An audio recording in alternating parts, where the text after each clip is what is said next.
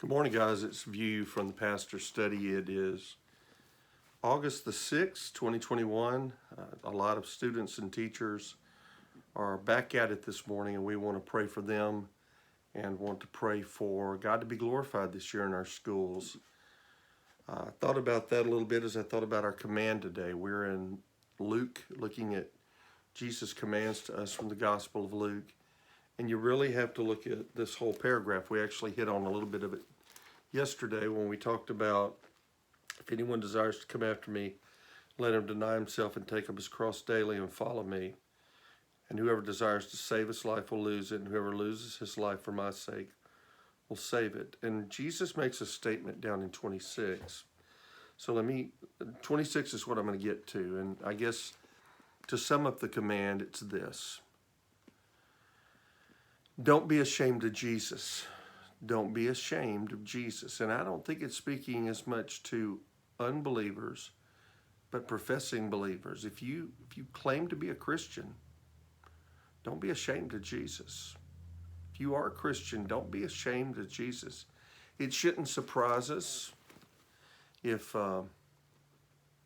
unbelievers don't care about Jesus. I mean, they're just being consistent. But if you're a believer or a professing believer, and they are two different things, you can claim to be a Christian and not be one. Let's be honest about that. But if you're ashamed of Jesus, he said he'll be ashamed of you when you stand before the Father in heaven. This is what he says. After the statement about taking up your cross, he says, for what profit is it a man if he gains the whole world, all the accolades of the world, and is himself destroyed or lost? A little bit of a turn on the phrase there. Himself is destroyed or lost. For whoever is ashamed of me and my words, of him the Son of Man will be ashamed when he comes in his own glory and in his Father's and of the holy angels. So, I really think it's talking about those who claim to have an affinity for Christ. They'll get in a private group, or even quietly, they'll talk about being a Christian and living as a Christian and doing what Christians do.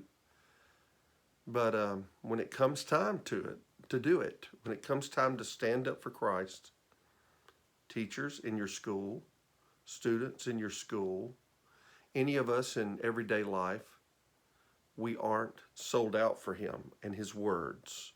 And that's really what we've been looking at when we talk about the commands of Christ. Are you ashamed of his words? Well, what does it mean by ashamed? Well, I think our context helps us to see that.